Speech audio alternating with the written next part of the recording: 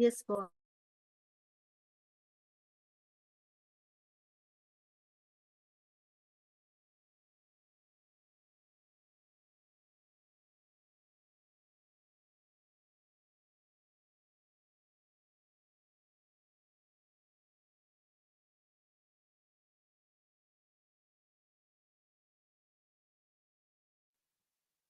Dr. Srividya, I hope you're doing well.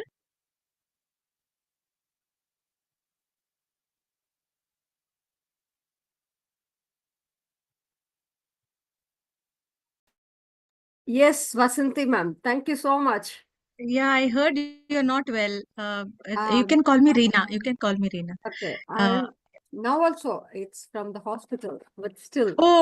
okay, okay.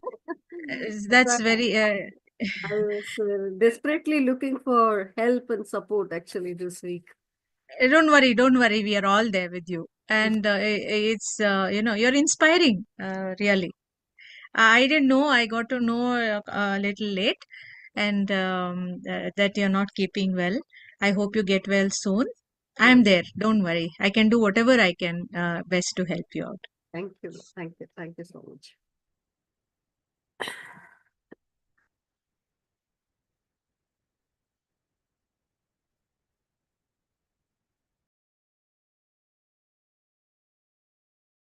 Thank you. Thank you, all speakers. Thank you. Thank you so much. Thanks for joining on time. I'm just waiting for the chief guest to join, and he's just joining in now. There was a small confusion between 7 p.m. of IST and 7 p.m. of UAE time. So, but still, he's going to join now. As soon as he's going to join, we're going to start.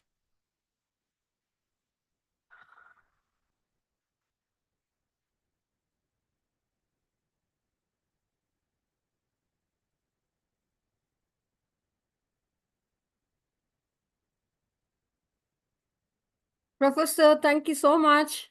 Professor Charles. Ramesh, sir, I'm so happy to see you. If, Yes, ma'am. if it is this way, I don't mind falling sick every time.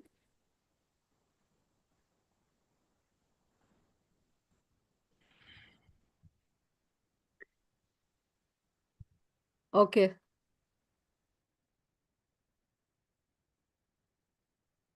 You want me to start the recording, Kapilan? Oh, yeah. Sir, we are waiting for the guest to join as soon as he's joining. And so almost everybody has joined.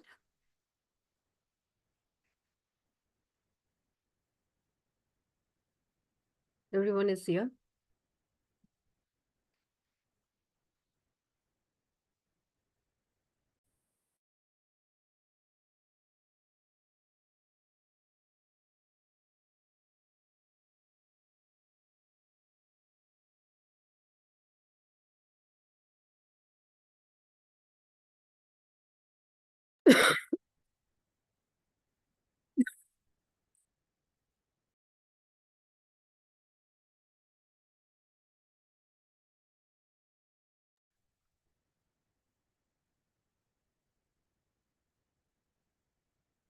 Joining now. Go. Okay. Should we start the session? By the time if he's going to join, then we can. Yes?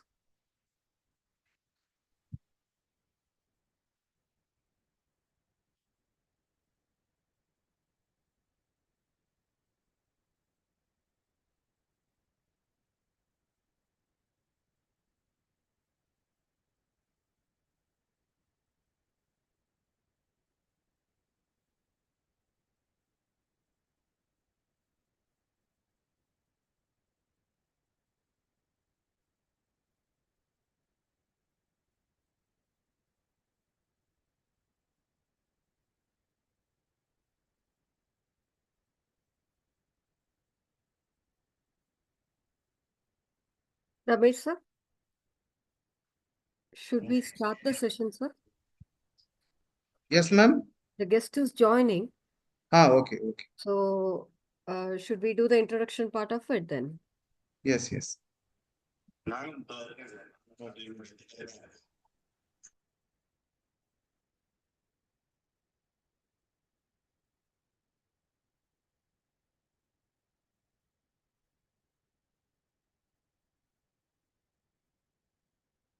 So, Vasanti ma'am, did you change your backdrop? Everybody has changed the backdrop? Yes, yes, Yes, sir. So, can we have a group picture, please? yes.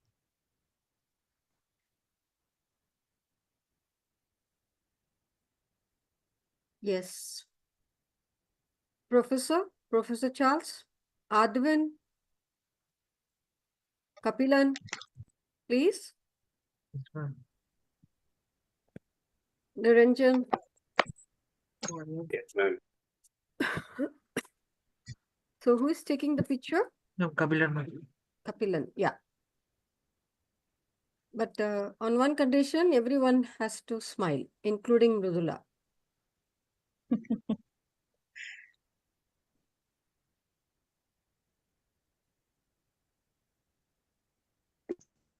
Done? Yes, ma'am, it's done. It's done. Good. Thank you.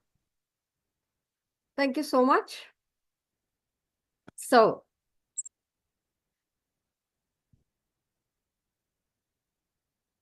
I'm sorry, we may have to go in for one more picture. I'm sorry, Kapilan, please. Okay, ma'am. Welcome, Dr. Mamta. Thank you so much. I'm setting up the background. Yeah. How was the Thank you. traffic? Yeah, I'll just stick that.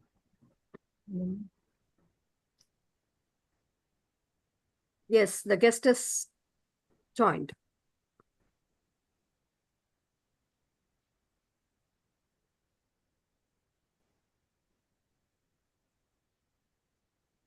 Good evening, Mr. Yanon. Thank you. Thanks for your precious time. Thanks for your august presence amidst us today. It's Good always evening, everybody. Thank you. Thank you. It's always a pleasure working with you. And we are so happy to have you as our guest today. It's only a pleasure to be here. Sorry, I'm a little bit late. I just needed to do my connection properly. So nice to see everybody. So we're going for a group picture now, if it's possible with the backdrop, with the backdrop.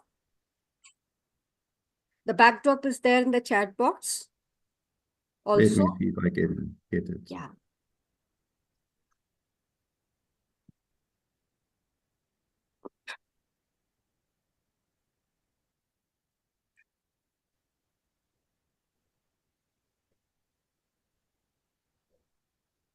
Just give me 1 second. Yeah.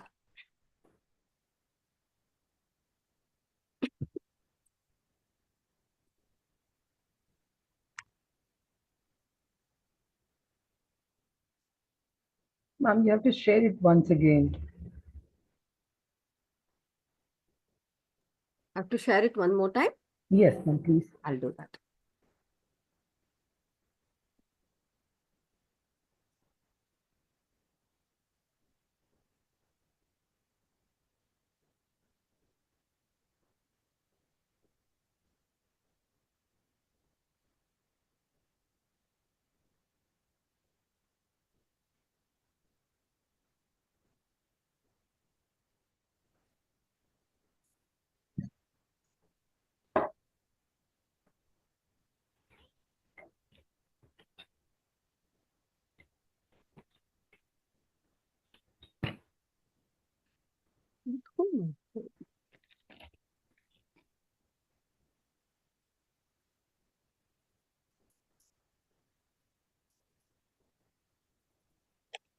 I'm not sure how to change the backdrop.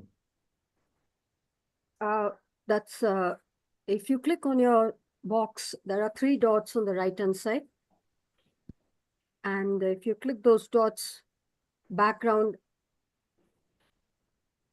first you need to download the picture actually, the one which has been shared.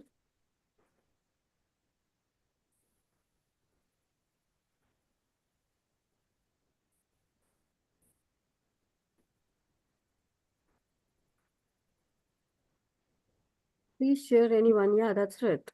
I'm not able to share because I've already shared 3-4 times, I think. That was before me joining the meeting. Yeah. In my folder, I can find it. Yeah, I have a folder.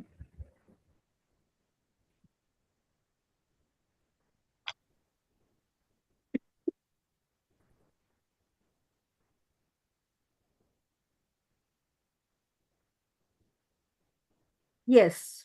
I think I have it now. Yes. So Perfect. we're going for one more picture, please. Mr. Kapilan? Yes, ma'am. Yeah, Parvati ma'am has joined.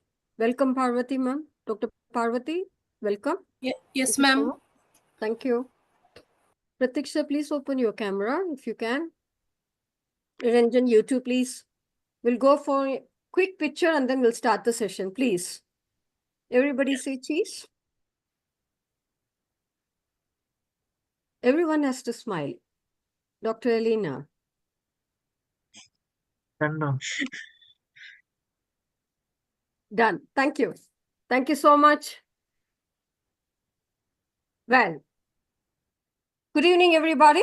This is yet Very another good one more section of G20 International One Planet Cabinet. So what do we do in these sessions? We talk about SDGs.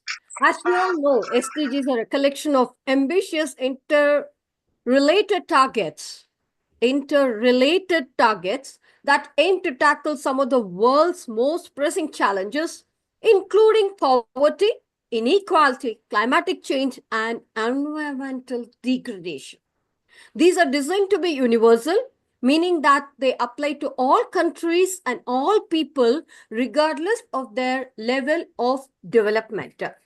On that note, we come up with this SDG development is grounded with the 5 dimensions, which has been expressed as 5 Ps, that is pillars of the sustainable development, whereas which is mentioned as people, planet, prosperity, peace, and partnership. So these 5 Ps provide a new guidance for due diligence for any kind of intervention to address development and societal challenges that we come across the world.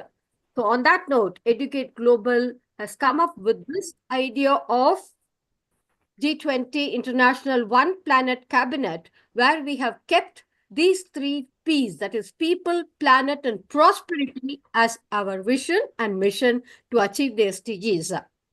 So on that note, we are meeting today on this platform to talk about this week about innovation and AI, and also about digitalization. When we talk about digitalization, I could see that all those smiling faces who are always want to have a small smile on the face.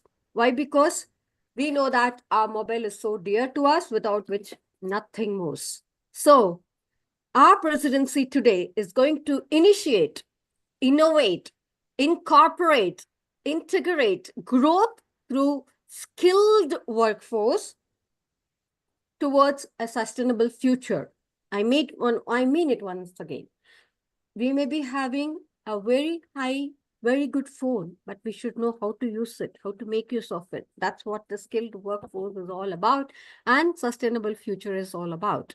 So this topic of digitalization and innovation, science, STEAM, vocation, employability, and the next production revolution, which is otherwise called as NPR, has taken the world into toll. As we all know, that it's very difficult to keep ourselves engaged in all those modern trends, and which has significantly contributed to the sustainability by enabling more efficient use of resources, reducing waste on the other hand, promoting environmentally friendly practices. Some ways of digitalization which have supported sustainability might include resource efficiency, remote work, and also smart grids and sustainability, supply chains, etc., etc. And the list goes endless. When we talk about innovation and sustainability, clean technologies, definitely that's what is going to be the fabric of the culture, with sustainable materials, which is going to be revamped and tread with the circular economy, for the use of eco-friendly products. So the benefits of digitalization and innovation for sustainability will include reduced environmental impact, digitalization and innovation with greenhouse gas emissions, waste and pollution with increased efficiency can improve the resource efficiency and also reducing cost by promoting sustainability, and also being an avenue for new business opportunities that can create new business opportunities in sustainable industries, promoting economic growth and job creation with skilled workforce, etc., etc., etc., with improved quality of life. That's what whole sustainability is all about, by promoting sustainable practices, reducing pollution, and improving public health. So on that note, we welcome our community partners, without whom this platform would not have been possible. So on that note, may I take this opportunity of thanking our community partners, GSFN, Global Sustainable Futures, IGEN, the Institution of Green Engineers, IIU, International Internship University, University of Research and Creativity, Good Vision Seva Trust, and IGEN Global also, thank you, and Amity University Dubai, SRM Group of Institutions, SARM Group of Institutions, Dr. MGR Educational and Research Institute, Sri Ishwar College of Engineering, St. Xavier's College of Engineering, Sri Ishwari College of Engineering, JNN Institute of Engineering, Gracious Legacy Foundation, and Green Brigade, Universal Human Values, and also Global Sustainable for Peace and Foundation. Thank you so much. Thank you, community partners, and that leads, say, Dr. Renuka Thakur. A big thank you to Dr. Renuka Thakur, Dr. Ramesh, who is very much here. Thank you, Dr. Ramesh. Thanks for all the big support that you have rendered to us. Thank you so much. Without your support, I don't think so this session would have been possible. Thank you so much. IIU, Dr. Piyush Pandit, thank you so much. And all, and Amity University, thank you so much. Dr. Vinod Shukla, thank you so much. Dr. SRM College, SRM Group, Dr. Shivkumar sir, thank you so much. Sairam Group of Institutions, thank you so much. Dr. Renin, Dr. Robin, thank you so much. And thanks to everyone. On that note, may we welcome our chief guest for today, Mr. Jan On. Welcome, sir. It's a greatest pleasure having you here. And to know about Mr. Jan On, he is a seasoned education leader with extensive experience in executive management, strategic planning, and operational oversight in the UAE's education sector. He has a proven track record in driving financial stability, operational excellence, and stakeholder engagement with a passion for fostering innovation in education. That's why Dr. Jan On is here amidst us today. So let's hear from him more rather than me telling for him. Thank you, sir. Over to you. Thank you. Thank you, Dr. Shrivadia. Thank you for the opportunity. It's lovely to be with you again. It is an honor and a privilege to be with all of the delegates this afternoon. As we start our discussions and deliberations around the theme, as Dr. Shrivadia explained, initiating, innovating, incorporating a skilled workforce and sustainable growth. Now, the one thing that I want to say as we start off, and as I set the foundation for your deliberations today, is that this theme, when we look at these different key words that are highlighted in the theme of today's conversation, they are very much the buzzwords that go around at the moment all over the world. Innovation, sustainable growth, all of these kind of words that people use when they talk about what is happening in technology, the development of technology, when we talk about sustainability, when we talk about new technologies that is sweeping across the globe. But this theme is actually more than just key words and a slogan. It's actually a call to action. It's a declaration that the time has come for action, and that there is a time to act decisively, collaboratively, and sustainably, but the action needs to happen now. We spend a lot of time talking about these kind of subjects and these themes, but it comes to the implementation. So in a world that is shaped by complex challenges and unprecedented technological advancement, as we know, as we see it every single day, every day there's new technologies that are becoming part of our everyday life, especially in the field of artificial intelligence. The future that we envision must be one of a shared prosperity, inclusive progress. We find ourselves at a bit of a unique crossroads at the moment. We have the very rapid evolution of the fourth industrial revolution that's happening right now. Those of you that are close to my age, that have lived through the 70s and the 80s, you will remember a time when something like the internet and something as basic as that we take for granted today as a basic human right, as internet access, did not exist in the 70s and the 80s. In fact, something as basic as an email, the ability to send an email, did not exist. There was a time when that was not even a reality for many of us. And then there was a revolution that happened, a technological revolution.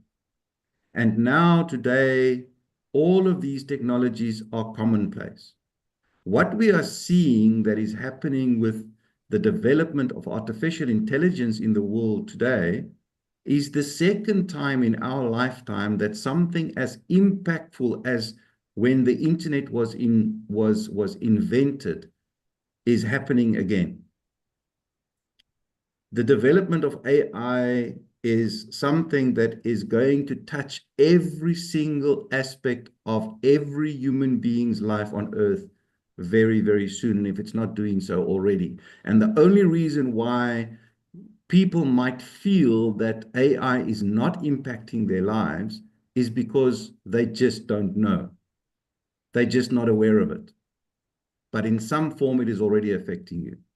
So as I build some thoughts around the foundations for discussions today, I want to briefly highlight just a couple of key ideas around the agenda that is open for discussion today. So the first one, as Dr. Srividya mentioned, NPR, the next production revolution, new materials, from bio-based polymers to nanocomposites. We are witnessing a shift in the materials that underpin global manufacturing.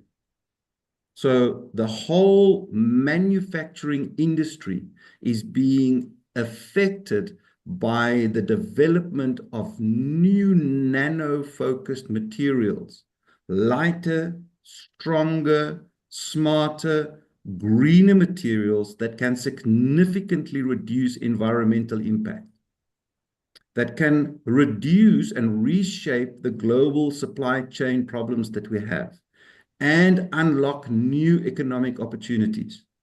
The question that we have to answer is, are our institutions and industries ready to adopt and scale these materials responsibly? Are we ready for it? Because it's there. Secondly, digital technologies and future production. Automation, robotics, cloud computing, the Internet of Things are transforming manufacturing ecosystems right around the world. With the transformation comes the responsibility to close these digital divides between nations, between industries, and between communities. In the future, production must be human-centric, it must be inclusive, it must be rooted in ethical frameworks that prioritize access and resilience and lead to empowerment. The next one, the diffusion of new technologies versus legacy systems. What do we mean legacy systems? These are the systems that have always been there. We always tend to do the things in a certain way because that's the way that it's always been done. When we have new technologies that come in and we challenge the way that things have always been done, are we ready for a reality where things are changing? Our deliberations must include how we can accelerate the diffusion of innovation, but also supporting a transition that ensures that workers, regions, and economies are not displaced or left behind, so that it's a global effort. The power of 3D and gaming environments, virtual reality environments. How can we adopt and adapt these environments in order to develop critical skills within the industry? This must be beyond the entertainment and the media industry only, where we can start seeing digital creativity not as a distraction from an entertainment point of view, but as a strategic tool for engagement, training, and innovation. How can we use 3D animation, virtual reality environments, and gaming environments to help us with that? The data handling and the new production revolution, we are generating data at an unimaginable rate all around the world these days. The value does not just lie in the collection of the data, but in the analysis, the protection, and the ethical use of data.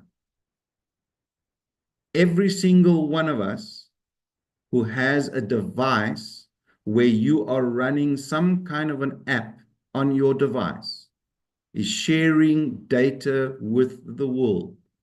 How do we ensure that these data is being used in an ethical and responsible way? Data is the new commodity, where previously whole economies, countries' economies, was based on, let's say, product like oil. The new commodity is data. And who collects the data? And who uses the data?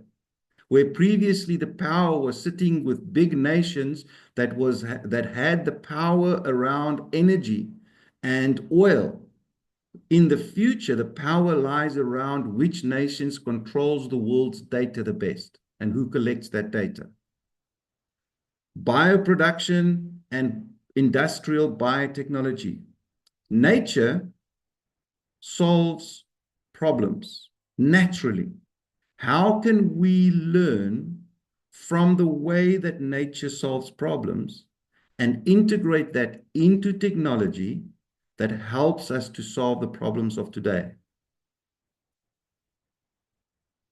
Lastly, if we look at AI and the governance of AI, artificial intelligence is not a future technology. It is a today's technology. It is here. It is influencing everything around us.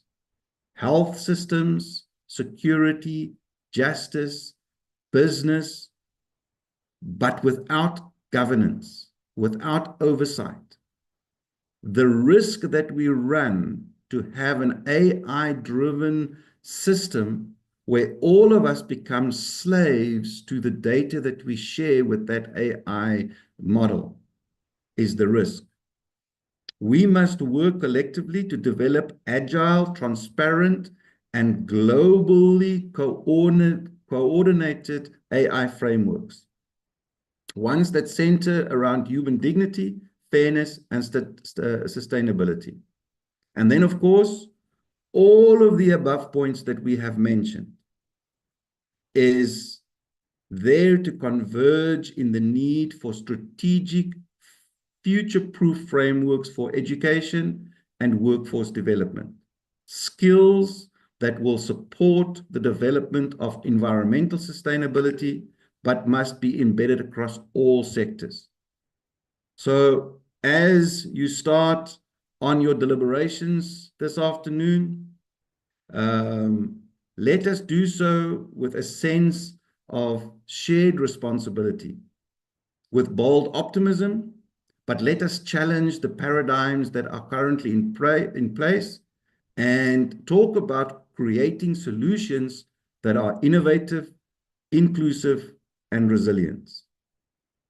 So with that, I'd like to open the floor to the discussions, and I wish all of you the best with your deliberations. And I hope that also through these discussions, we were able to put in place some actionable plans that can be implemented within our different regions and educational institutions. Thank you so much for the opportunity to introduce this session. Thank you, Mr. Yanon. Thanks for those insightful inferences, definitely. And you have covered almost all the parameters of today. I mean, the deliberations of today in your keynote speech. Thank you so much. Really, it's always a pleasure. And definitely, I think they have been listening to you, and then they will incorporate what is required, what is the message that the takeaways of today. Thank you so much, Mr. Yanam. Thank you. Thank you so much. And it's lovely to be with all of you, and good luck with your deliberations. So moving ahead, like a lot of takeaways from Mr. Anon as such. Sorry. So when we talk about NPR, that is the next production revolution, as sorry about. Sorry. Next production revolution. It's transforming the manufacturing landscape with the integration of the advanced technologies and the new materials. Definitely so.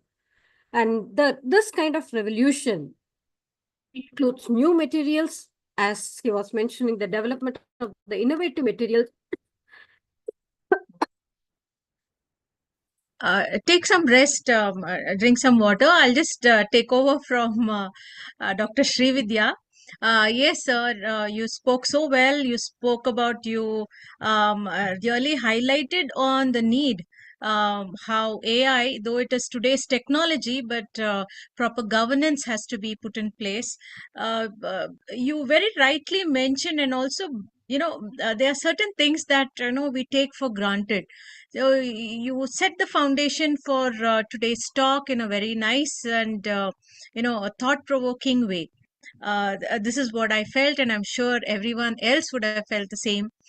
We are definitely witnessing a shift that underpin the manufacturing industry affected by these new methods of manufacturing, and how it is affecting the global supply chain management.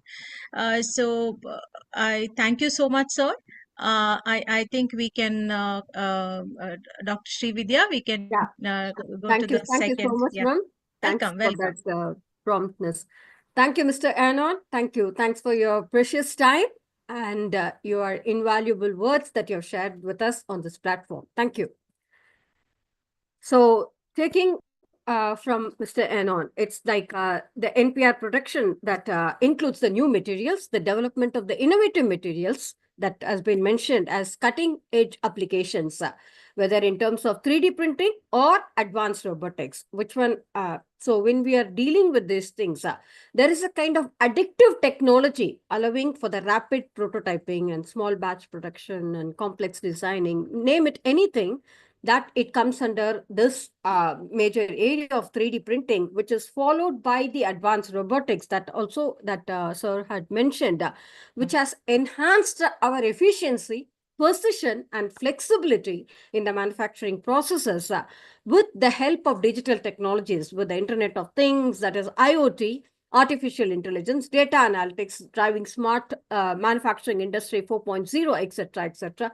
Industrial biotechnology, not compromising on that, with the application of biological systems and organisms to develop the new products and the processes.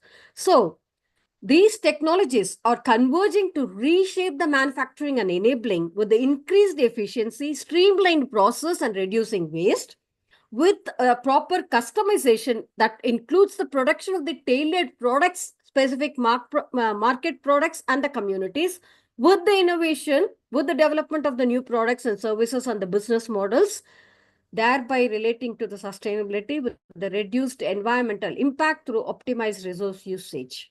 So thus, NPR, that is Next Production Revolution, has a significant implication for governments, stakeholders, and people who are there as policy makers, for business models and individuals, corporates, and also education institutions like us, and requiring adaptability, investment in the digital infrastructure, and the workforce development. So, taking it from NPR, we are joined with eminent speakers today, like for covering the next parameters, the pointers of deliberation, where the digital technologies and future production is going to be covered by Dr. Rekha from MGR University, Adavan from Indus International School, Dr. Elena Boswick from Metropolitan University, Belgrade. Welcome. Moving ahead, power of 3D printing and gaming environment is going to be covered by Dr. Geeta Rajakumari from Ishwar College of Engineering. Future of Work, Industry 4.0 and 21st Century Skills is going to be covered by George Isaac. And again, it's going to be covered by J. Mridula representing Sairam Engineering College. Moving ahead, last but not the least, sustaining robust policies and systems for sustainability and AI governance. The key thing is going to be covered by Dr. Niladri Chaudhary. Parvati, who is Dr. Niladri Chaudhary representing Green Computing Foundation, Dr. Parvati representing Ishwar College of Engineering, and Dr. Herbert from GSFN Africa. And also, the same topic is going to be brushed upon by Mr. Murli Kumar from Lab of Future. On that note, let's give a big round of applause to welcome all our eminent speakers amidst us today. Thank you so much. So along with them, we are joined by two moderators who will be moderating the session, the speaker sessions. Give a big round of applause and welcome Dr. Vasanthi Reena Williams. Thank you, ma'am. Thanks for all your support. Thanks for joining us. Thank you. And Dr. Mamta Chawla. Yes, ma'am. Thank you so much. Thank you. Thanks for joining us. So Dr. Vasanthi Reena Williams and Dr. Mamta Chawla, and sometimes it might be Ms. Dr. Ramesh as well to moderate the speakers along with me. Thank you so much. Ramesh, sir. Dr. Ramesh, would you like to add on something here? Yeah, probably he'll be joining us sometime later during the session. So today's host is Ms. Neha Bahan, who was a speaker last week. So we are giving her an opportunity as a host today to welcome all the speakers. Welcome, Ms. Neha. You can introduce yourself, and over to you. The floor is all yours to welcome our speakers for the pointers of deliberation. Thank you. Thank you so much, ma'am, for welcoming me as a host today. Hello, everyone. I'm Neha Bhan. I'm currently an educator. Last time I also discussed with you that for the past 4 years, I have been into education. Earlier, I was into HR field for 8 years in India. And when you are an educationist and you deal with the children on a daily basis, then I think all these pointers, what what our moderator and Dr. Ma'am has also said, that they come into your bloods as well. You feel like that you should work really towards it. So that has made me over here coming onto this platform, and I'm really thankful to God and really grateful to all of you for giving me this opportunity. And on behalf of EduGates Global G20 International One Planet Cabinet 2025, we extend a warm and heartfelt welcome to our esteemed speakers, guests, educators, and young change makers. It is with this great pride and excitement that I welcome you all to today's event on the theme that speaks to the heart of our future: initiate, innovate, incorporate skilled workforce towards sustainable growth. So as we gather here today, we are reminded that progress is not a destination, it is a journey that begins with the courage to initiate, the creativity to innovate, and the wisdom to incorporate new ideas into the lasting change. So it is my honor to welcome the panel of incredible individuals who bring passion, expertise, and a shared commitment to sustainability and skill development. So let us invite our first speaker of the session, Dr. Rekha KK. Dr. Rekha KK is currently working as an assistant professor in MGR Educational and Research Institute. She has a great interest in research and innovations and always strives to learn new things. Training and teaching the younger generation is her passion. Today, she will be presenting her ideas on the topic digital technologies and future production. Without further delay, let us begin our today's journey of ideas and inspiration. Please join hands in welcoming Dr. Rekha KK. Yeah, thank you so much, ma'am, for this warm welcome. Yes, this is Dr. Rekha from Dr. MGR University. So would you give me the permission to share my screen, ma'am? You can try sharing it, Dr. Neha. Try sharing. No, I'm not able to, ma'am. Okay. Kapilan,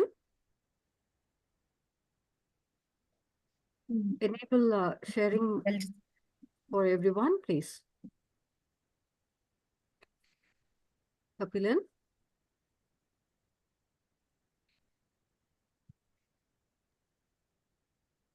Kapilan, Ma'am, ma'am is not able to share. done now. Now we can share. Thank you. Yes, Rekha ma'am, can you try sharing now?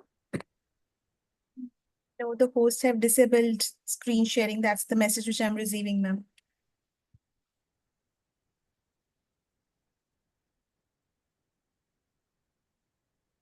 Ma'am, please try Yes, now. I can. Thank Thank you you. so much.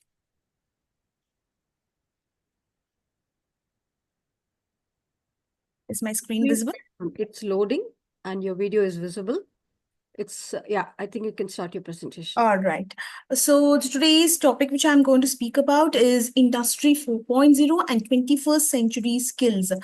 So moving ahead, let us understand what is Industry 4.0. So we know it is a fourth industrial revolution, which is going to be an integration of digital transformation in terms of production as well as manufacturing. So in the earlier days, we didn't have anything called Industry 4.0. We were working manually, but the way technology is improving and enhancing, so we have to speak about all these things. And because of this, how is the mindset of the people? How is the economy of the industry, or how is the economy of the country is what we are going to speak about. So when integration tools like IoT, cloud computing, analytics, AI, and ML is into trend and technology right now, what are the facilities, what are the operations which they can do, and how it is going to impact the society and environment is what we are going to see. So if we consider the smart factories, they use advanced sensors.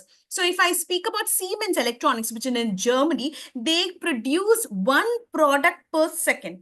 And if I speak about Tesla, and they use big data and AI for their supply chain, and BMW factory uses predictive analysis in terms of manufacturing. So when these factories are turning into smart factories to enhance their efficiency and productivity and satisfy the customers for their needs, how we are going to adapt ourselves is what we are going to see. So the digital technologies leads to increased automation, predictive maintenance, self-optimization, as well as, because of all this, it's going to be the product in improvement as well as the quality improvement.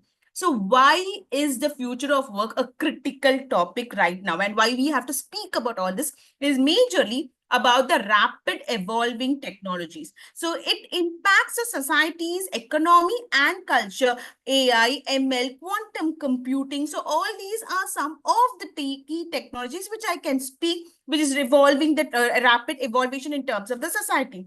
And changing demographics. So this is something which is an underlined point which we have to speak. That is, considering the people's age, birth rate, death rate, how this is going to impact the society is what I'm going to speak. The labor supply. So here, because of their age or because of the factors or apart from the health issues, the supply chain of the labors also decrease. So this is what is changing demographies. So we are not sticking up to 9 to 5 culture. So we are working mostly in the system. We are working in AI technologies and things like that. And we know that our health of every individual also is somewhere getting affected. So that is also going to be a major concern in terms of the demographic change, which I'm speaking about. And then about the economic shifts. So the shift in terms of economy is also happening in terms of the future of work. If you analyze this figure, which is put up over here, the major effect in terms of the future of work, or what we can expect is, it is going to be a remote work. It is going to be an innovative idea which is going to come up in the future. A home work balance, a flexible work culture, team collaboration, decision making, automation, and geolocation are some of the key features which we can expect in the future in terms of the industry. Now, if I go to digital work transformation, so this is the process of using digital technology to transform the existing traditional business. So business ideas are welcome. So how we can implement all these in terms of businesses, not only about automation and the procedures, but even in terms of analytics, analyzing the data and come up with a model. So what profit will I get in terms of business after 5 years? It can be analyzed with the existing data. So with the help of data, big data and data predictive models like ML. So if I speak about the key areas of digital transformation, I can say customer experience, that is the omni-channel experience, has a seamless mobile web chat in terms of the customer experience to satisfy the customers. Operational processes. So here, in terms of understanding the behavior of the customers, in terms of operations is also important. And in terms of business model, coming out with different models, different search engines, different predictive models, which will give me an effective way of running my product or my industry is also very important. So these are the key areas which I'm going to focus on digital transformation.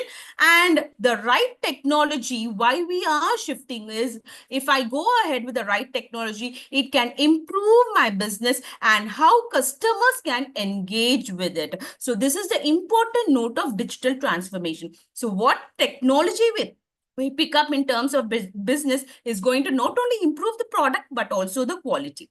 Now, the key technologies which are there at present is about the artificial intelligence, the Internet of Things, robotics, blockchain, and cloud computing. It is not only in terms of the industry sector, but also it is there in various other departments, and it is highly rocking the technological world right present. Now, how Industry 4.0 is changing the world.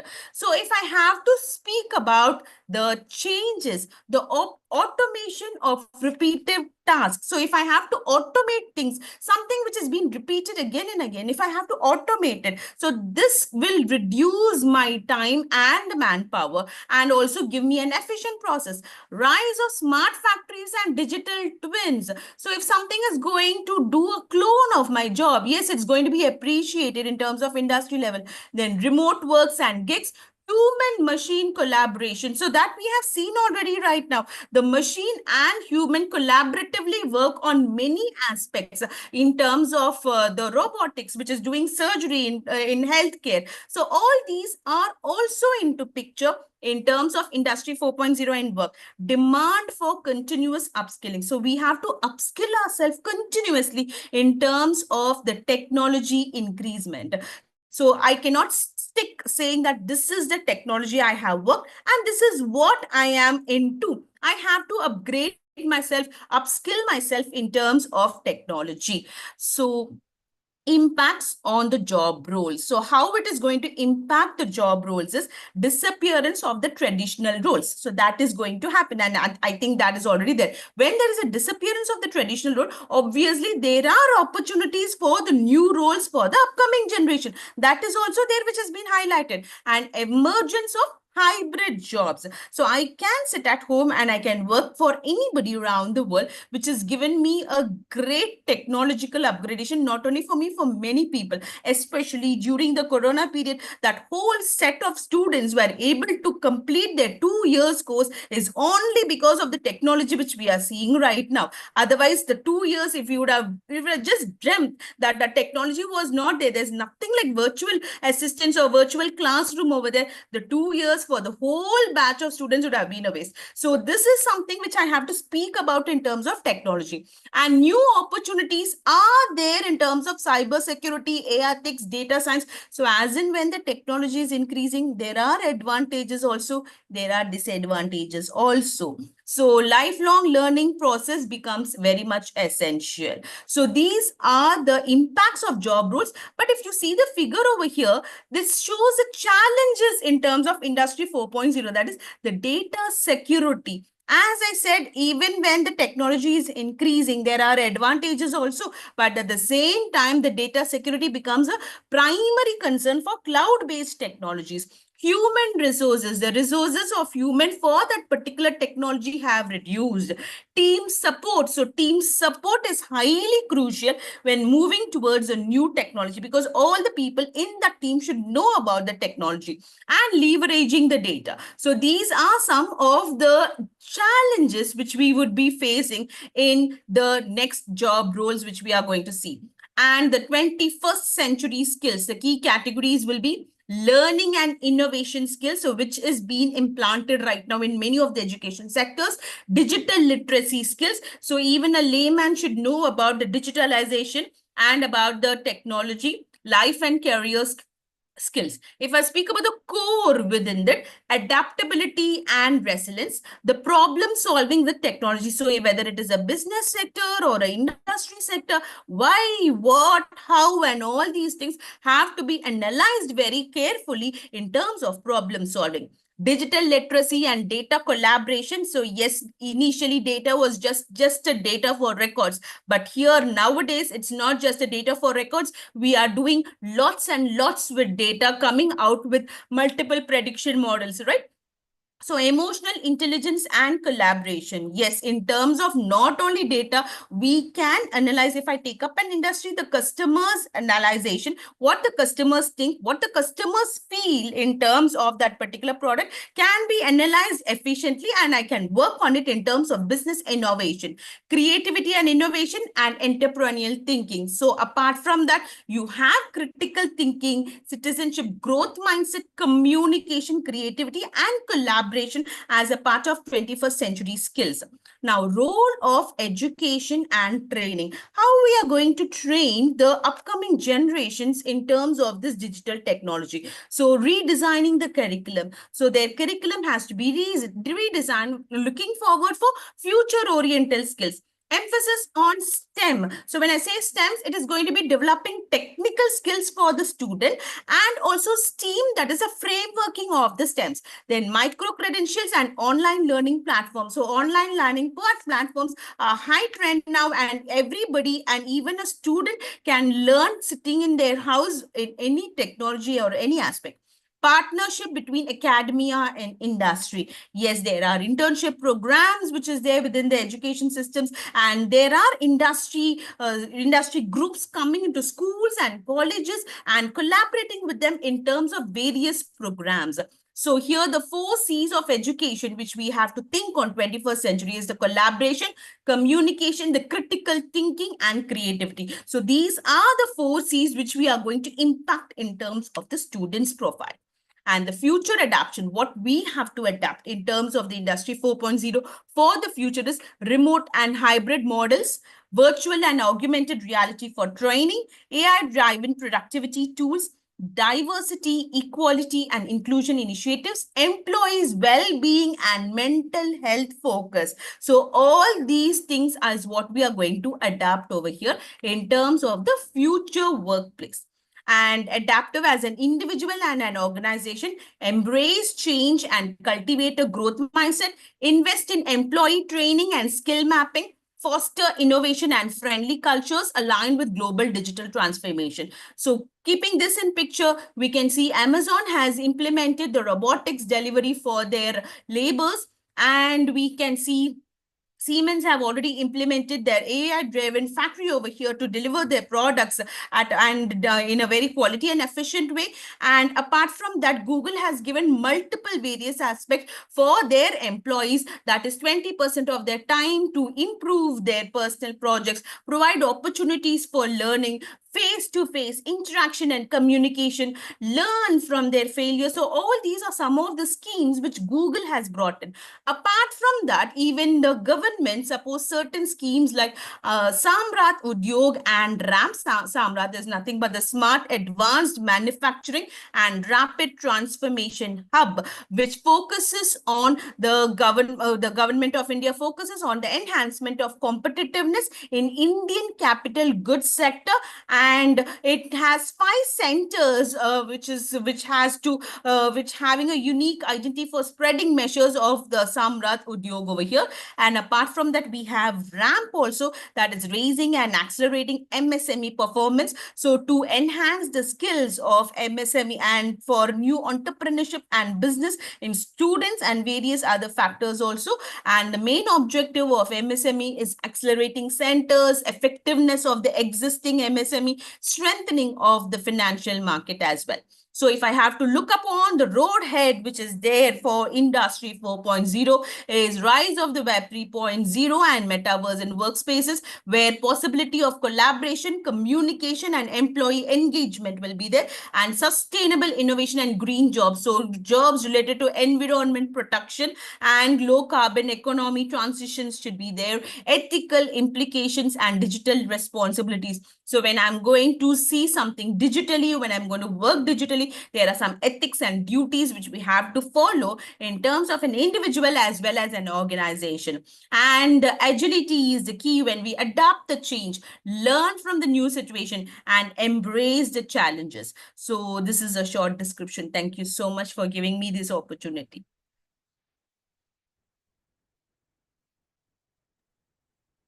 Thank you, Dr. Rekha. That was a very mind-blowing start for today, definitely. Thank you. Thank you. May I request one of the moderators, Dr. Mamta Chawla, to... Yeah, thank you, ma'am.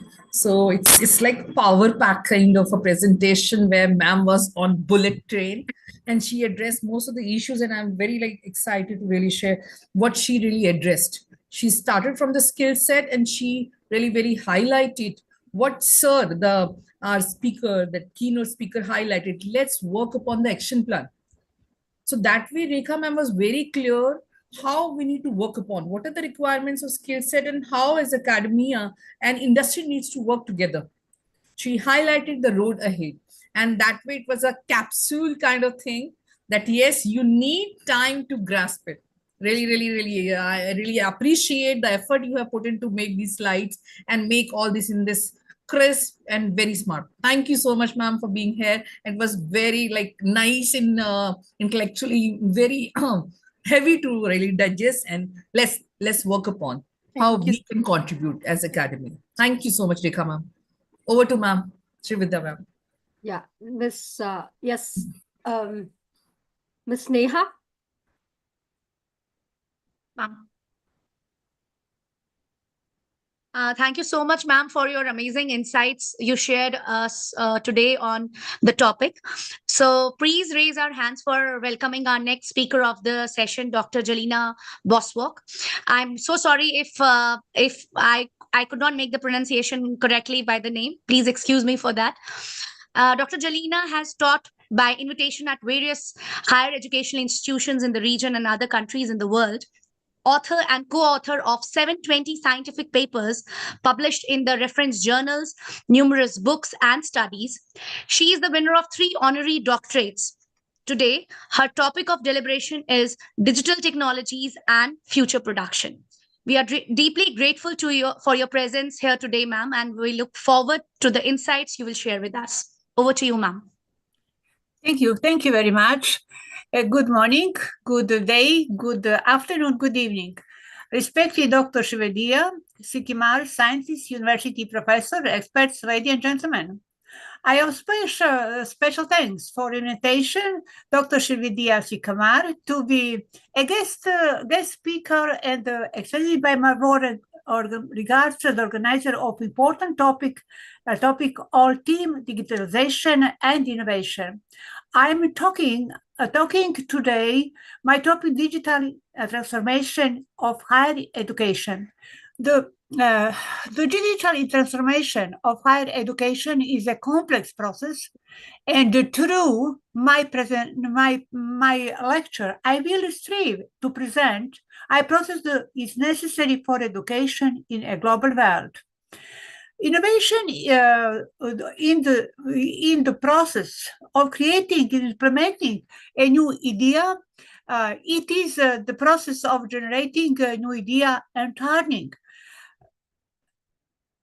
I'm sorry, them into something that is useful the community, university, business system, and like. Useful idea are the results of creativity, and creativity is a prescribed for invention. Creativity is the ability to continue ideas on the unique way and provide new ideas for improving the quality of society and organization. The process of beginning that idea into reality is called innovation. The importance of innovation is increasing significantly day by day, especially globalization in process in the world. The importance of innovation is increasing significantly. Key their success. Most business people that innovation is key their success.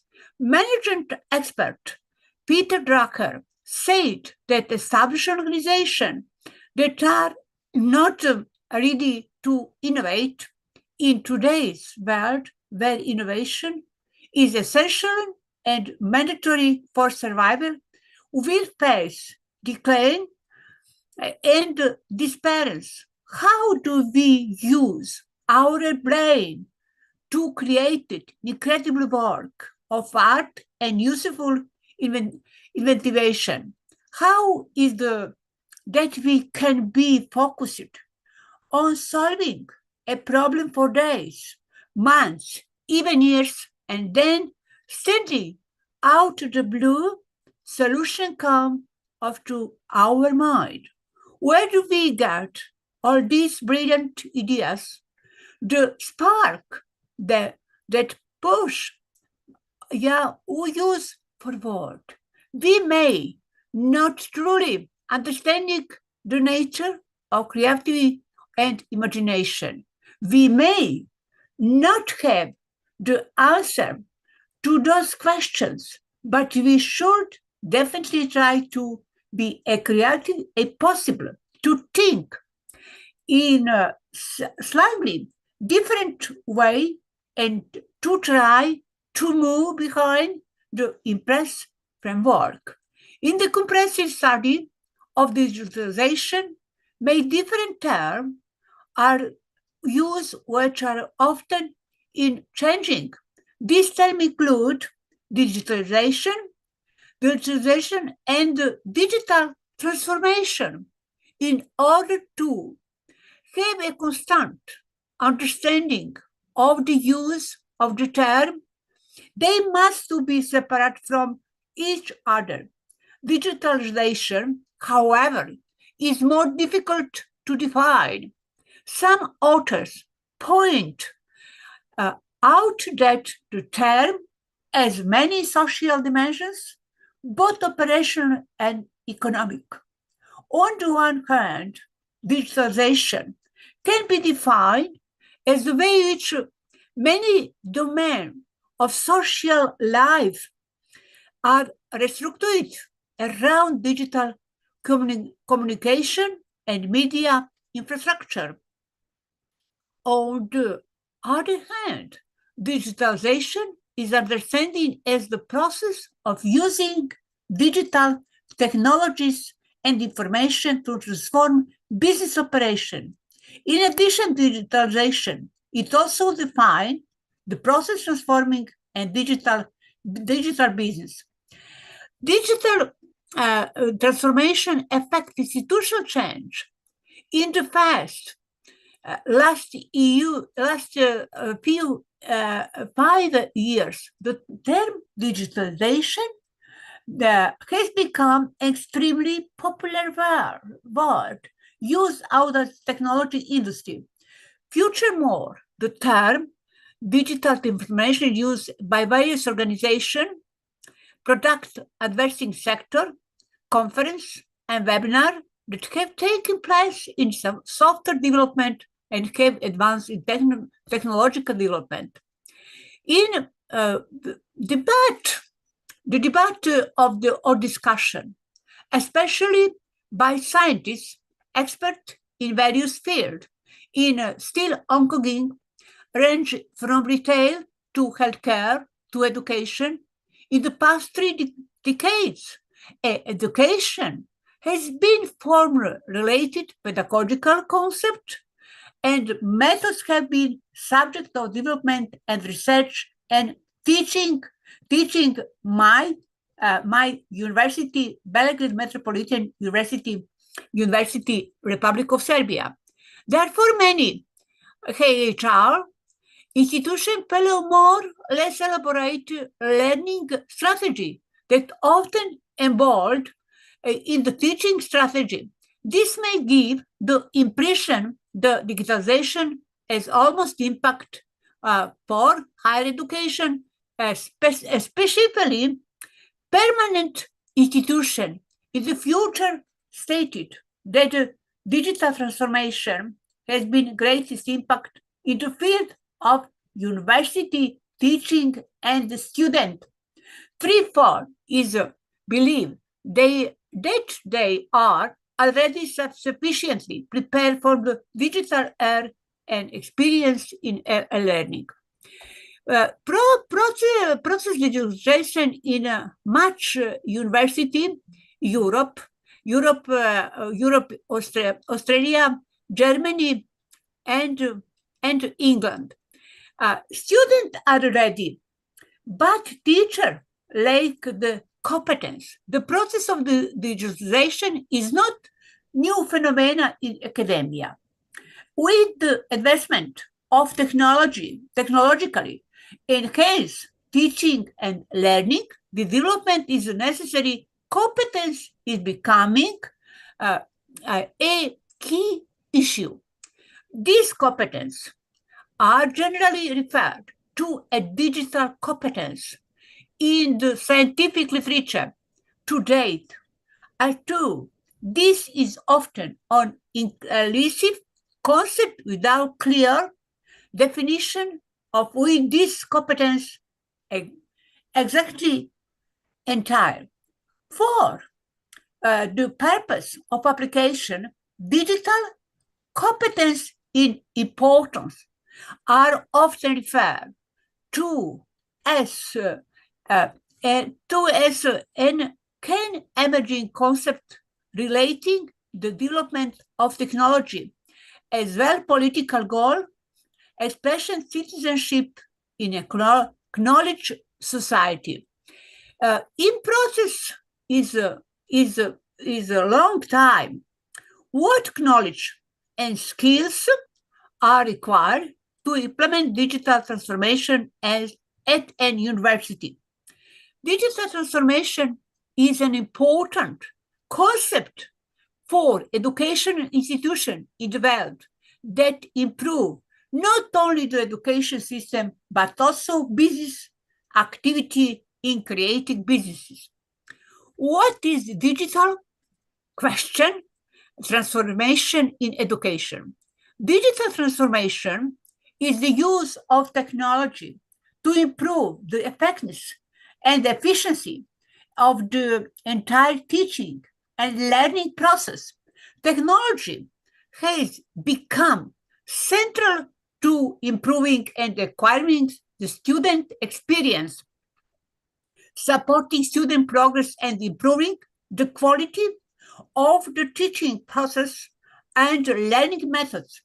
Digital transformation is not just about updating existing technology, it's about adapting process and procedures to include digital technology in order to create better results that could help in student interest, supporting teaching technique, ensuring better results, improving enjoyment or providing an excellent overall experience for both student and higher education institution. What caused the digitalization of education? In the fourth industrial revolution marks a fundamental shift in technological advance and the rise of new technology that are replacing automating and enhancing traditional methods of work that impact entire activity in education and business. Digital transformation is key to bringing about this change, representing the improvement and fundamental process, the process through is use technology and data. The use technology in education is certainly nothing new, with many universities at the forefront learning, however, is not defined the COVID-19 pandemic as planned, leading the role, advising the use of technology and open up the possibility for this technology in quickly replace.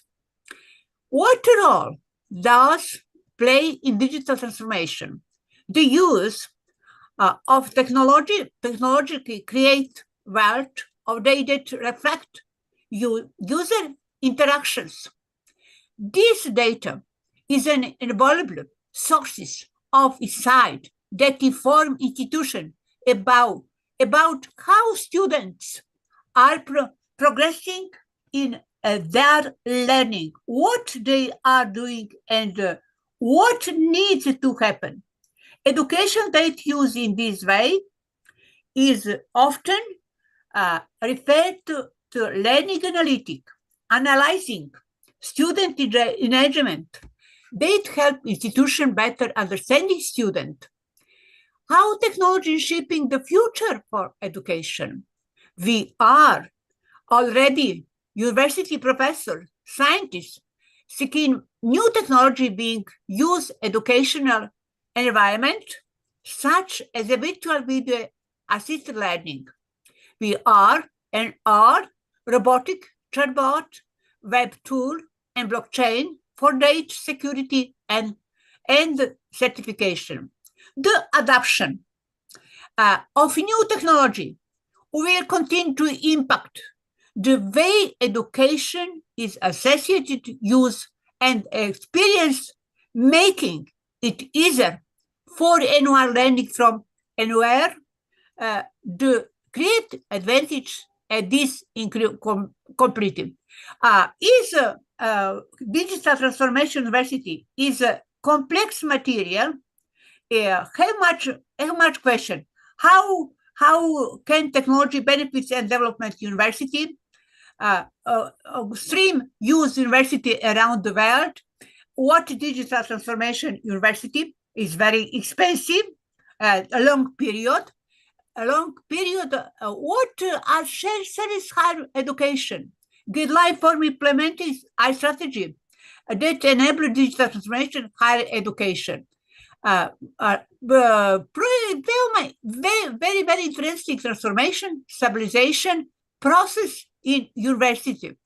It is important to consider the following guidelines for implementing proactive IT strategy, help institutions achieve digital transformation. My process, my work in university is a scientist, PhD, Republic Serbia, PhD region and world. This is very complex topic, and we list the important segment for introducing digital in university. Digital maturity models, transformation framework specific to higher education, Microsoft framework, existing institutional level of digital transformation.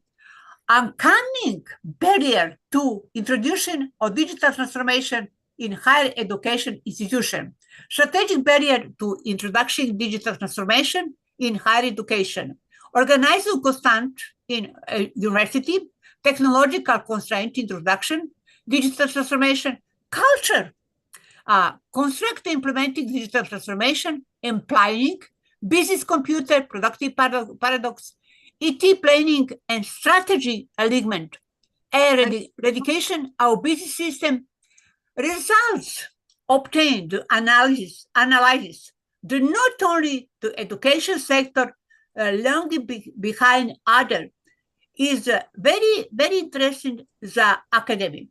Sure. On behalf of the university, that's Dr. okay. Elena, The sorry. university present an hour the university emeritus professor come Dr. back, Dragan Domazic, Dr. our Elena. task the continued period introduce digital transformation in my university. I am to interrupt professor you, of ma'am. genetics and I acknowledge ITM technology. Thank you very much. Thank you very much. Thank you so much. Yes, Dr. Vasanti, please. Yeah, thank you so much, Dr. Elena Boskovic. You spoke a lot about digital transformation in education, and you touched upon the challenges as well. I understand it is mandatory for survival. You cited Peter Drucker, one of the management gurus. I think, as you said, we have to be creative, we have to think out of the box, and you spoke about transformation. I'm just touching upon a few the points which I would like to include. I think other than the points that you rightly covered, I think we need to include the pedagogy needed to focus on inclusion of digitalization, because presently it is majorly the chalk and board and PPT methods of teaching. We are still following that method across, not only in India, but I see this happening through whatever little experience I have. So enhancing the system of teaching and learning is definitely required, and to ensure that higher education sector matches with the present industry 4.4. In fact, a recent study I did helped me understand that we are skipping industry 5.0 and we are already entering 6.0. That is, see, that's the pace in which technology is going ahead. We have metaverse, we have DeepSeek, we have AI taking things to a different level altogether. So, madam, you have rightly touched upon the challenges as well.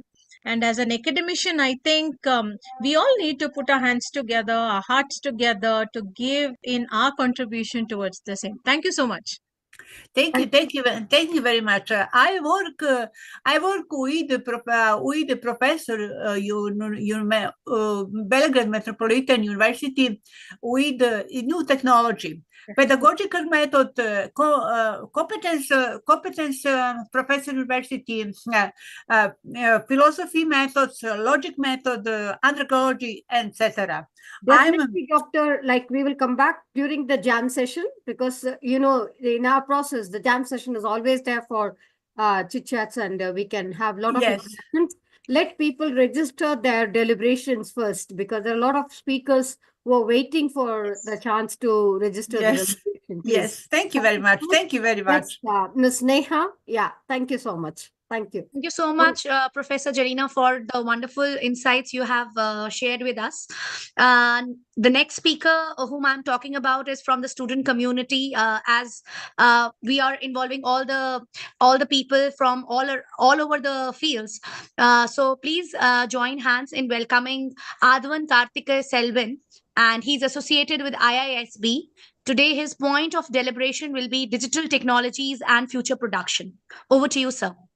Yes, my simple request by the time the screen is loading, speakers, please make a note of it. It's a very humble request from us. Please restrict your timings because you have to understand there are following speakers who are waiting to have the deliberations done. And they have already locked in on time and everybody is waiting for the chance. And you're also a speaker, you know that this waiting for the chance is really killing. So please restrict your timing, please. Thank you so much. Thanks for the understanding. Yes, Adavan. Thanks for that permission. Your screen is loaded. Good We are able evening. to view the screen. Okay, thank you. So good evening to everyone.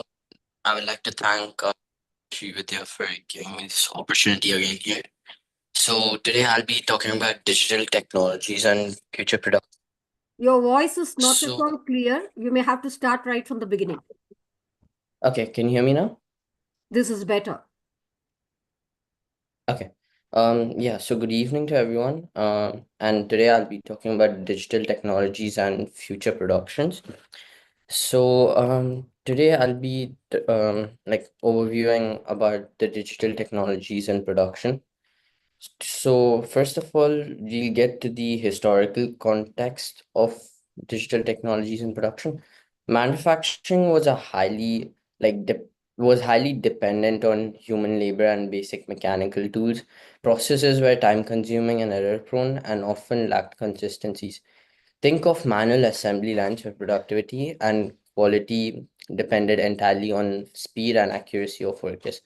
But everything began to change with the digital revolution in the late 20th centuries. Computers began entering production environments. Suddenly, companies could automate repetitive tasks and control machinery with software and process large volumes of data. So, this leap from analog to digital brought in precision and scalability and efficiency that no one has ever seen before. Today, digital technologies have moved beyond just aiding production. They've become central to it. But companies that fail to adopt them risk falling behind, while those who embrace them gain a significant competitive advantage in speed, cost, and quality. So next is the current landscape or like an overview of digital technologies again.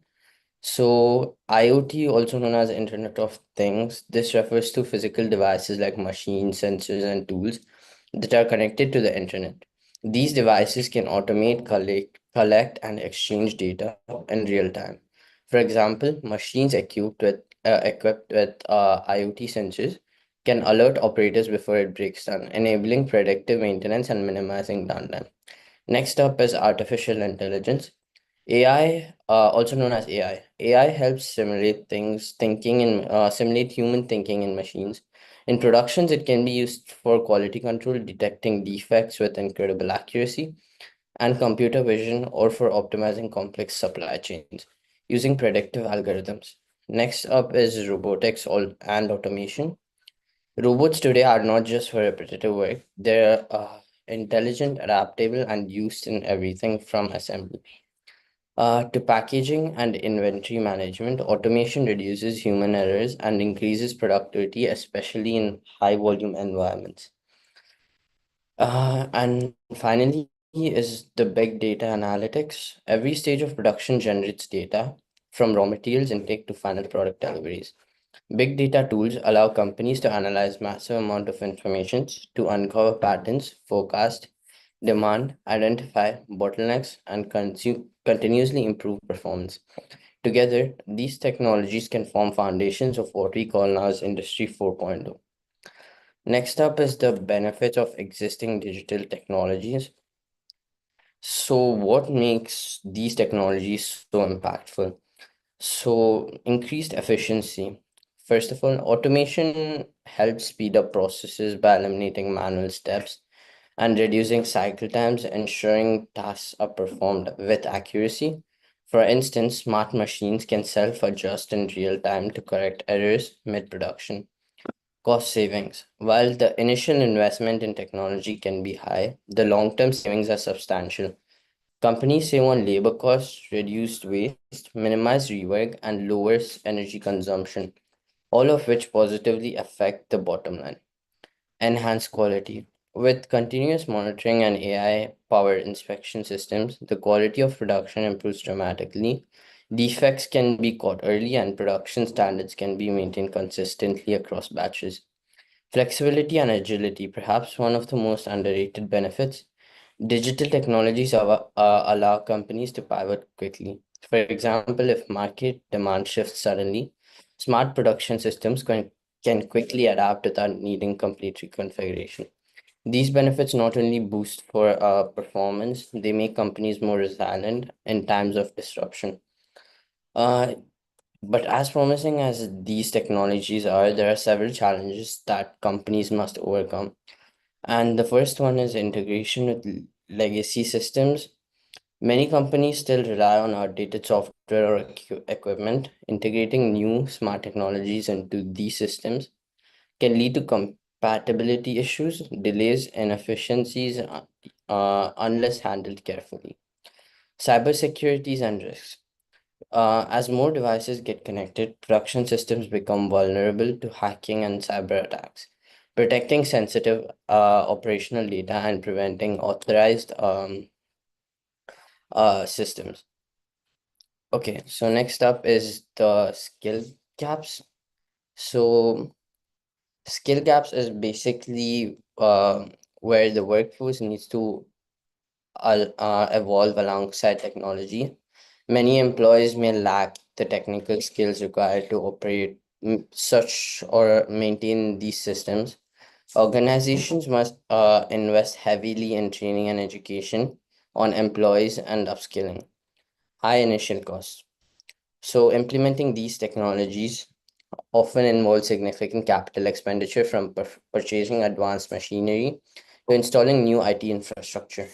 This can be a major barrier, especially for small and medium sized enterprises.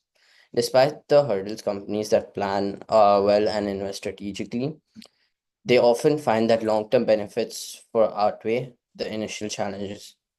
So next up is the future trends in digital technologies. So 5G with ultra-fast internet speeds and minimal latency. 5G will enable real-time communication between machine sensors and system. This is critical in environments where split-second decisions can save time and money. Edge computing. Instead of sending all data to a centralized cloud server, edge computing processes data closer to the source. Like on the factory floor, the results in faster responses time, the lower bandwidth use, and improved security. Sustainability focus, sustainability and green tech. The future of production will be greener. Companies and are now investing in technologies that reduce carbon emissions, recycle resources, and minimize environmental impact. This is not just about compliance, it's becoming a core part of the corporate responsibility and consumer expectations. Collaborative robotics and digital twins. So robots that work safely alongside humans are called cobots, will which they will become more common. They'll support tasks that require both strength and human judgment. Digital twins, on the other hand, are virtual replicas of physical production systems. They let companies simulate changes, test new ideas, and optimize performance, all before making physical changes. And to conclude, digital technologies are no longer just tools. They're transformative forces that are changing the entire production landscape from factory floors to executive boardrooms. Their impact is everywhere. Companies that embrace these technologies are seeing real improvements in speed, quality, cost, and adaptability. But the journey isn't easy. It requires investment, upskilling, and clear strategic vision. And my call to action today is simple. Organizations must treat digital transformation as a necessity, not as a luxury. The earlier they start, the better position they will be to lead the future of production. Thank you.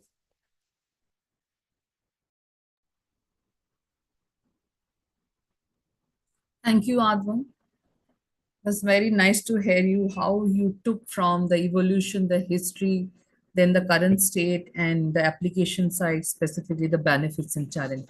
That was a quite a crisp presentation, and I really appreciate the way you have handled it. I think you have done a practice also about it. So thank you so much. So over to Neha ma'am. You may invite the next presenter, please. Thank you, ma'am.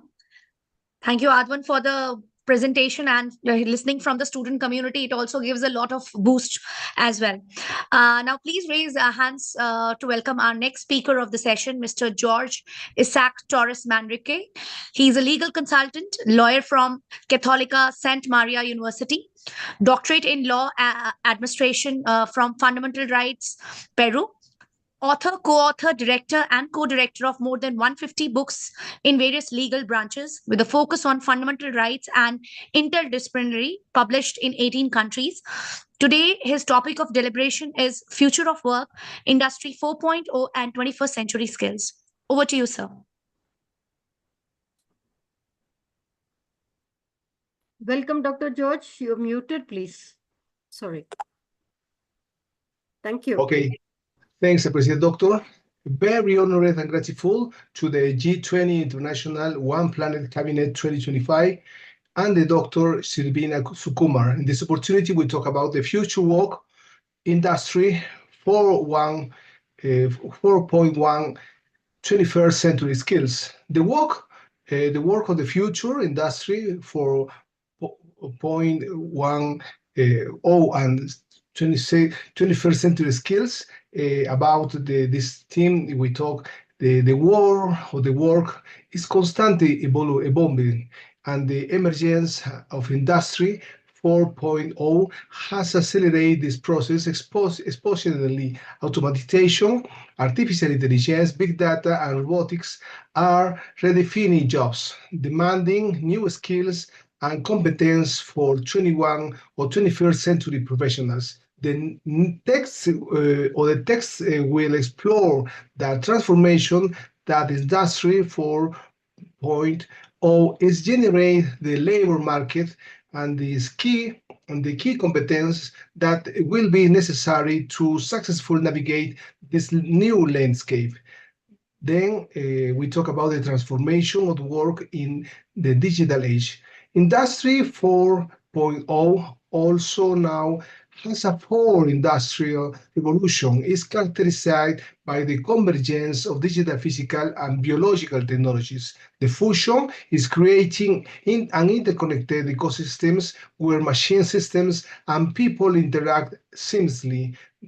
This profound change significantly impacts the labor market in a number of ways. For example, automation of routine tasks. Many jobs involving repetitive and predictable tasks are being automated. This affects sectors such as manufacturing, logistics, and financial service, where robots and algorithms perform tasks that previously require human labor. Then the creation of new jobs.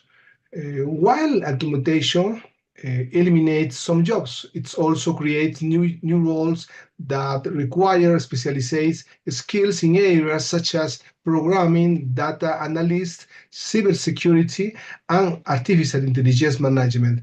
These new positions demand a high level of specialization on ongoing training. Then we talk about the changes in the nature of work. Industry 4.0 is transforming the way we work. Remote work, online collaboration, and flexible hours are becoming increasingly common. The need for adaptability and the ability to continuously learn are crucial in this context. Then we talk about the increased demand for digital skills. The digitalization of the economy requires a mastering of digital technologies, from programming and data analysis to social media management and digital marketing. Digital skills are increasing essential for employability. Then we talk about the key 21st century skills. To drive the industry 4.0 job market, professionals need to develop a set of competences that go beyond technical skills. These competences, often referred to as 21st century skills, can be grouped into three main categories. For example, cognitive skills. These skills focus on critical thinking, trouble solving, creative innovation, and the capacity for continuous learning. The ability to analyze complex information, identify partners or patterns, and generative innovative solutions is essential to adapt to the ever-changing labor market. Then we talk the impersonal skills. In an increasing collaborate work environment, interpersonal skills are crucial.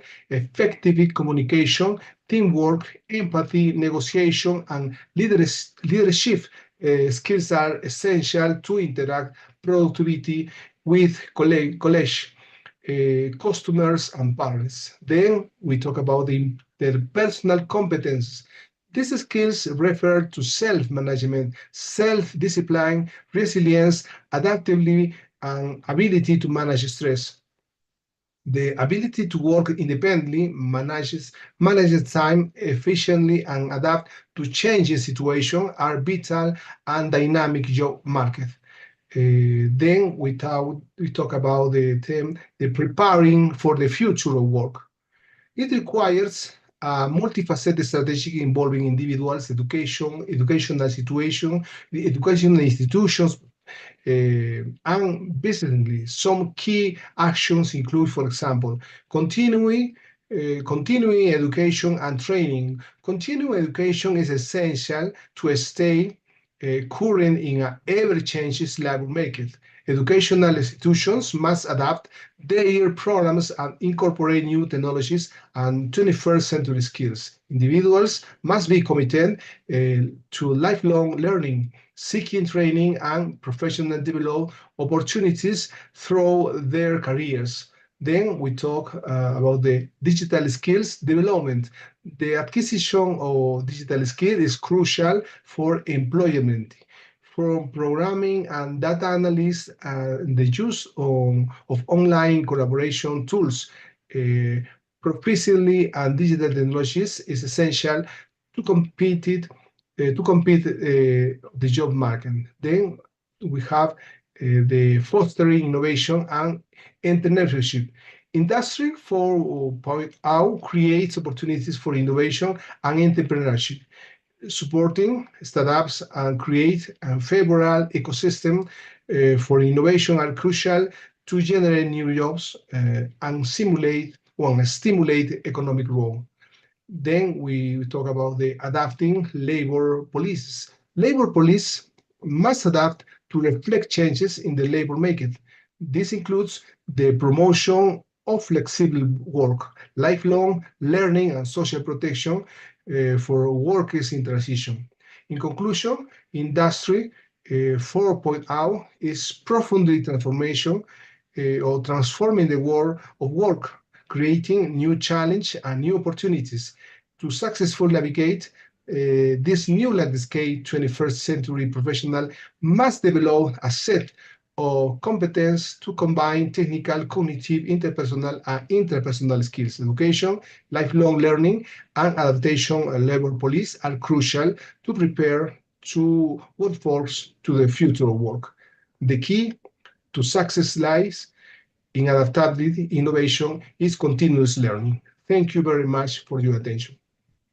Thank you, Mr. George. Thanks for that time zone accommodation that you've done. Thank you so much from your country and from where you're logged in. As you rightly said, the future of work is being shaped by the Industry 4.0, which I think everybody will know. And it combines with the digital technologies of AI, robotics, and IoT, as you mentioned, to create the smart factories and the production systems. So to thrive more into this environment, definitely workers will need to have this 21st century skills. As you have outlined, it's basically the digital literacy, that's a proficiency in using the digital tools and technologies, which is coupled with the critical thinking ability to analyze complex problems and make informed decisions, such that the creativity is there in place with the capacity to innovate and find new solutions. And thereby, in the process, they collaborate, and it gives with the ability to work effectively in teams, including the human-machine collaboration as well. So when we do that, there is an evolution which takes place there. Definitely, we agree with that. In terms of adaptability, willingness to learn new skills, evolve and change anew, and adapt to the changing technologies. And there is evolution. When you do this, it's always a trial and error method, as you have mentioned. So problem solving comes into the place with metacognition, the ability to identify and solve complex problems using data analytics with the emotional intelligence balance to work effectively with others and manage emotions and building strong relationships, such that the impact of 4.0 on work will have the automation in place, such that new roles will emerge that will require the human skills. Upskilling the workers need to have complete upgradation and stay relevant to the job market and the market trends that are there. As such, it will create new job responsibilities as data analysts, data scientists, and AI engineers, and also robotic technicians, such that what is the key thing which takes the whole process along is the human-machine collaboration, where the workers need to collaborate with machines and AI systems. As such, they're not an external factor. They're already there in them, which is in terms of a small device that they're carrying with them. But still, this application to accept the actual reality coming onto that will really prepare them for the future of work into the terms of, as you mentioned, the lifelong learning, which will encourage the continuous upskilling with the education and training, with the invest in education training programs such that they learn and they equip themselves with the 21st century skills, with the reskilling and new unlearn, relearn, and new learn, such that workers are on transition into the new roles by providing the reskilling opportunities, where thereby they embrace the technology and encourage the people of adoption of the digital technology with Industry 4.0 practices. By developing these 21st century skills, embracing the Industry of 4.0 technologies, the workers can thrive into the future of work and contribute to a more productive and innovative economy. Thank you so much, Dr. George. Thank you. It's always a pleasure working with you. It's always wonderful having you in our show. Thank you so much. We would like to work with you more and more. Thank you. Yes, Ms. Neha. Thank you, sir, for all those amazing insights you shared with us. Please join hands to welcome our next speaker, Dr. Niladri Chaudhary. Dr. Niladri Chaudhary is the CEO of Zilentro Consulting Services LLP and President of Green Computing Foundation. He is an experienced expert in IT industry and sustainable IT practices, having 35 plus years of delivery, consulting, and training experience. Today, his point of deliberation is sustaining robust policies and systems for sustainability and security. We welcome you, sir, and over to you. Welcome, Dr. Niladri Chaudhary. It's always a pleasure having you, meeting you for the first time, though. Thank you. Thanks for joining us. Thanks, everyone, and thanks for waiting to hear this. The topic is sustaining robust policies and systems for sustainability and security in AI governance. Now, to start with, I was hearing all of you talking about Industry 4.0, but from the corporate point of view, I would like to just show a quick slide, which is we are already in the Industry 5.0. And the main points here is first, we have to move from technology centric to human centric. I mean, while on one side we are talking about AI, but we have to understand that AI doesn't work without the human in loop. Okay. And so that's important. I'm not going into details of these because this was not part of my plan for speaking. The second is moving away from profit driven to sustainability driven. The reason why I focus on sustainable IT is because it is nearly 6% of the global carbon footprint is from IT. And if you look at many of the organizations, 30 to 50% of the global carbon footprint of these organizations are from IT, because no organization today runs without IT, not even education. And you people were talking about online and many other things which will further use IT, right? And the last is efficiency focused to resilience focused. And that resilience is important because that is where you are getting into the cybersecurity aspect. You are getting into the aspect of the system to be working. I don't know how many of you are in India, but you know that yesterday there was a huge outage of the UPI. I mean, I was out in the trying to buy some fruits, and I was trying to pay with the Google Pay, and it was not working. And nowadays we don't carry money, cash, and that's where it was a big problem because you cannot pay them. So, I mean, that is also part of resilience. So we have to start looking at those. And the other aspect that we need to look at cybersecurity is it is not about losing some data. Here, the data losing or the data changing or whatever the hackers getting hands into is creating life loss. And more AI comes in, the more power they will have to do those things. In Germany and Australia, already they went into through the renewable energy entry points of the grid.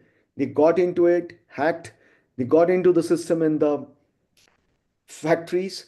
They changed the configuration, not only which created the factory to have a bad effect, but people lost life there. Right? That is the kind of changes that we are looking at. So why AI governance is required? Now we see that AI, everybody is running after it. Whether they understand, don't understand, capable, not capable, they need it, don't need it, they are running after it.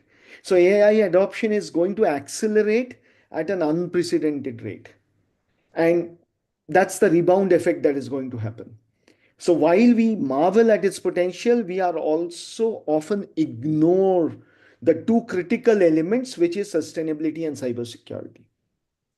We are witnessing a growing governance gap, a lack of oversight that increases the risk of bias, environmental damage, and systematic failure. The question is not if we need guardrails, but how fast we can put them in place. You have seen that Trump has given a clean check to OpenAI to do whatever they feel like in the name of AI, and they will never be sued for anything of the past, the present, and the future. That's not acceptable. Microsoft, the moment they started talking about AI, the first thing they did was they removed their ethics committee, right? So as if, I mean, if you have to do AI, you have to forget about cybersecurity, you have to forget about ethics and everything. That's not the way that it works, right? So what does the robust AI governance mean today? We need to have securing AI models and their data. And that's where smaller models and working on your own environment, not working with a LLM on a hosted platform are not required.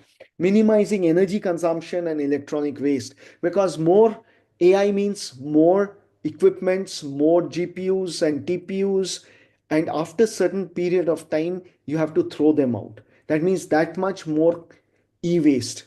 Only 17 to 20% of the e-waste globally is collected, not recycled. Only 2 to 3% is recycled. The rest goes into landfill. And now more and more such things are going to happen. Aligning with global policies like the EU AI Act, the ISO standards for the for your cybersecurity, the NIST, and then on the IFRS S1, S2, ISO standard for environment, all those has to be looked at. What are the key threats if there is no governance or lack of governance? So without proper governance, the threats are really growing. So on the security side, we have the threats of data leaks, adversarial attacks, bias manipulation, which is a huge thing. They can make your model to be trained with their biased data. The hackers can do that, right? If it is not properly guarded. On sustainability side, you have the high carbon footprints, unoptimized pipelines, and discarded hardware becoming e-waste. Now, each of these risks not only harms the environment of the system, but it erodes the trust in AI itself, right? We have seen that HR systems have biases. So many organizations, after getting into it, has stopped using AI in hiring process, right? So life cycle, we have to look at sustainability, the governance, and the cybersecurity in the entire life cycle. So data sourcing must be ethical and low carbon. Model training should be using green infrastructure. Deployment must include secure monitored pipelines. Feedback loop should handle model drift responsibly. And decommissioning must ensure proper data disposal and hardware removal or reuse. So what are the best practices? We need tiny machine learning and pruning, which reduces the model size and energy use. You don't need LLMs for everything, or rather for most of the things you don't need it. Optimize cloud region selection to minimize carbon. Use edge AI and demand shaping to lower infrastructure load. I heard Advan's talking about edge computing. Apply data minimization to reduce storage and processing needs. These are important. And edge computing is important because if you process the network related carbon emission reduces. Number two, if you work on the end users laptops and end user devices, it runs on battery. So a lot of the times the emission is much lesser because it is not constantly taking the power from the grid, right? So we have to start looking at securing by design. Design AI to be secure and private by default. Regularly perform adversarial robustness testing. Implement zero trust and strong IAM and AI APIs. And audit your model and data supply chain. That last part is very, very important. Auditing regularly your model and the entire data supply chain. And we need to align with a global framework. So on one side, we are talking about the NIST AI risk management framework, which helps manage AI related risk. ISO IEC 42001 offers standards for AI systems. IFRS S1, S2 talks about sustainability. ISO 14001 talks about environment management. 14064 talks about, again, greenhouse gas. ISSA 5000 assurance is the new assurance, which is talking about not only financial audits, but also environmental audit, and the EU AI Act, which offers a powerful risk-based classification model. So how do we implement the governance? Now, implementing means the structure. So what we recommend is create an AI ethics and sustainability board. Obviously, the big companies are removing it. Define GreenOps and ML security roles. Use policy heat maps to understand the risk versus maturity. conduct continuous audits and scenario simulations. Chaos engineering on AI risks is important. Run training programs to upskill teams on responsible AI. So a quick case study. So AI, this is from a financial company. So personal finance AI app was facing bias in its recommendations, along with high cloud cost. By redesigning its pipeline for fairness and migrating it to a greener cloud setup, it cut its carbon footprint by 36% and reduced the bias by 60%. And what is more important is that the trust was restored. So the key takeaways: AI governance must be both secure and sustainable. We need lifecycle-wide policies, not point solutions. Governance must be aligned with global frameworks, and we must build capacity for green and responsible AI at every level. So to conclude, is your AI system transparent, accountable, energy aware, and secure? These are the main three questions that you need to ask. Who owns the AI sustainability in your organization? And how will your policies evolve with emerging AI risks? These are not future questions. These are the today's urgent priorities. So if you want to deep dive into it, go into these. I've already spoken about it. Read those. You will find more important aspects that you can look into. With that, I close this. Well, Dr. Niladri Chaudhary, thank you so much for the quintessential presentation. I would sum it up like that. Well, coming to the overview of what you have talked about or you're deliberated on, what is AI governance refers to the processes and the standards and the guardrails that help to ensure, not lay down, AI systems and tools are safe and ethical. So this AI governance framework direct AI research and development of an application to help and ensure safety, fairness, and respect for all human rights. So effective AI governance includes oversight of these mechanisms that addresses the risks that are involved, such as bias, in simple words, with privacy infringement and the misuse, while fostering innovation and building trust. An ethical AI-centered approach to AI governance requires the involvement of the wide range of the stakeholders, including AI developers, users, policymakers, and ethicists, ensuring that AI-related systems are developed and used to align with the society's values. So addressing on this with the inherent flaws that have arisen from the human element of AI creation and the maintenance, because AI is a product of highly engineered code mechanism and machine learning, which is created by the people.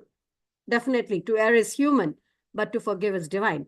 And it is susceptible to the human biases and the errors that can result in the discrimination and other harm to all individuals. Definitely, this governance should provide a structured approach to mitigate all these potential risks. And the approach can include some such as AI policy, regulation with data governance and the cybersecurity, which is involved in it. And there are other speakers who are going to cover on these topics, definitely. So not leaving aside the machine learning algorithms that are monitored, evaluated, updated to prevent the flawed and the harmful decisions, that data sets are well trained and maintained. So this governance also should aim to establish the necessary oversight to align AI behaviors with ethical standards and societal expectations so as to safeguard against potential adverse impacts. Thank you so much. Thanks for those highlights. Thank you. It's always a pleasure having you, and we would like to work with you more and more. And thanks for your price time. Yes, Ms. Neha. Thank you so much, sir, for the wonderful insights you have given ins and out about the potential threats of AI if not being handled in time. Now, please raise your hands to welcome our next speaker of the session, our Geeta Rajkumari. She has completed her BTech in Information Technology and ME in Biometrics and Cybersecurity. She is currently pursuing PhD in NLP Deep Learning. She has served as an assistant professor at esteemed institutions such as PSG College of Technology and Dr. Mahalingam College of Engineering and Technology. Currently, she is contributing her expertise as an assistant professor in AI and DS department at Sri Ishwar College of Engineering. Her teaching philosophy centers on creating engaging and supportive learning. Today, her point of deliberation is power of 3D and gaming environment. Please join me in welcoming R. Geeta Rajkumari. Over to you, ma'am. Thank you, ma'am. So I will share my PPT. Please, ma'am. Thank you. You should be able to, yes, ma'am, it's loading.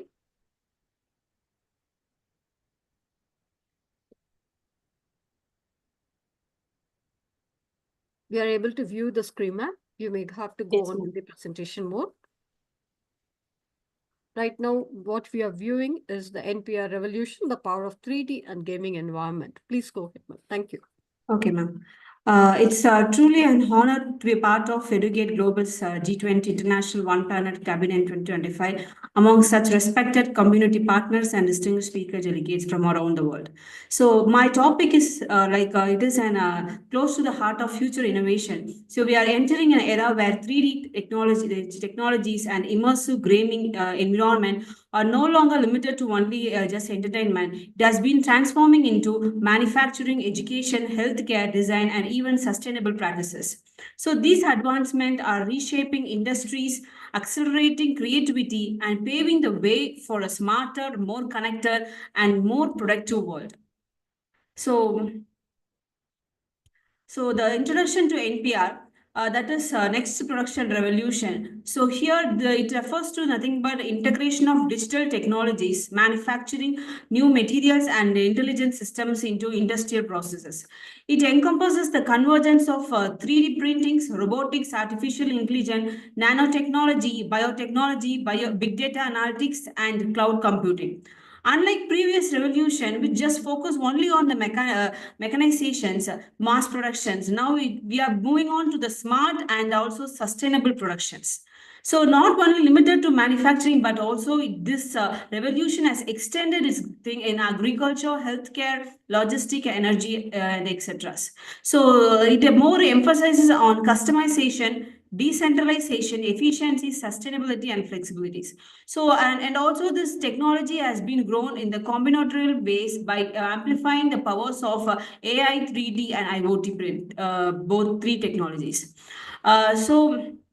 So use cases when we see already many countries like in Germany, the Industry 4.0, Siemens Hamburg plant. It is a fully automated and digitally controlled plant with over 1,000 automation system and 75% autonomous processes. So here the defect rate, that is the main aim, is to have a zero error rate and also with seamless data across its production lines. So it gives the defect rate of just 11 per million. So use of digital twins like both 3D and AI. So it simulates, test, and optimize production in real time.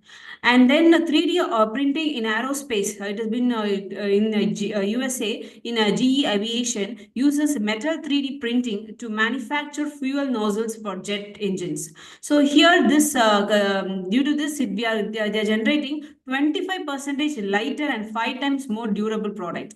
So reduces waste and also allows for designs not possible via traditional machinery without this advent of this new technologies. Then comes this Autodesk or General Motors. It uses generative design to create a lightweight seat bracket that is 40% lighter and 20% stronger. So here it requires